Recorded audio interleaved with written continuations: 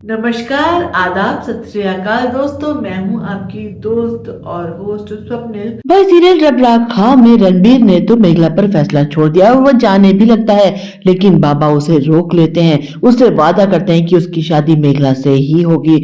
मेघला इनकार कर रही है। रणबीर कहता है मैं उसे फोर्स नहीं करना चाहता हूँ, लेकिन बाबा कहते हैं कि इसने हमेशा दूसरों की खुशी के बारे में सोचा है, अपने बारे में कभी नहीं सोचा है। लेकिन ये इसकी जिंदगी का फैसला है। मैं इसका पिता हूँ, मैं वादा करता हूँ कि तुम्हारी शादी मेघला से ही होगी।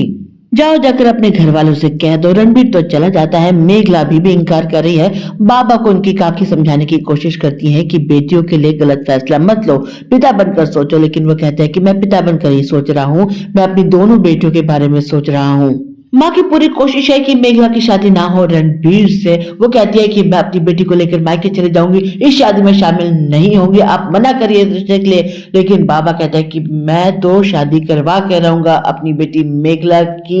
अगर इस घर से नहीं होगी तो मैं गुरुजी के घर से उसकी शादी करवाऊंगा, लेकिन ये शादी होकर रहेगी।